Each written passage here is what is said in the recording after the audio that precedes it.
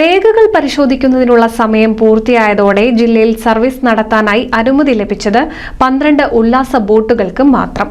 ഭാരതപ്പുഴയിൽ service നടത്താനാവുക 9 ബോട്ടുകൾക്ക്. Ponnani ഭാരതപ്പുഴയിൽ 9 ഉല്ലാസ ബോട്ടുകൾക്കും താനൂരിൽ 2 speed ബോട്ടുകൾക്കും മാത്രമാണ് maritime ബോർഡിൽ മതിയായ രേഖകൾ സമർപ്പിച്ചത്.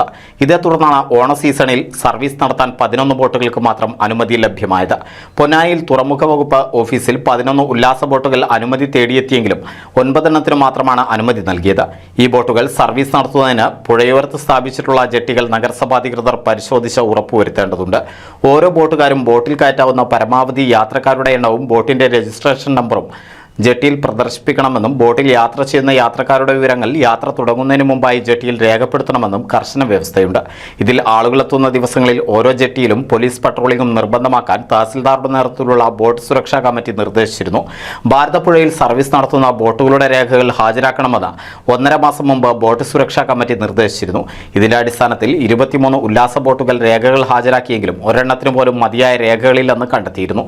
തൊട്ടുപിന്നാലെയാണ് മറ്റൊരു അവസരം കൂടി ബോട്ടുകാർക്ക് നൽകിയത്. തുടർന്ന് രേഖകൾ പുതുക്കി തുറമുഖ വകുപ്പ് മുഖേന 9 ബോട്ടുകാർ സർവീസിന് അനുമതി നേടിയെടുക്കുകയായിരുന്നു. ബോട്ട് ജീവനക്കാരുടെ ലൈസൻസും രേഖകളും വരെ പരിശോധിക്കപ്പെട്ടിട്ടുണ്ടെന്നാണ് അറിയുന്നത്. NCV news Ponnani.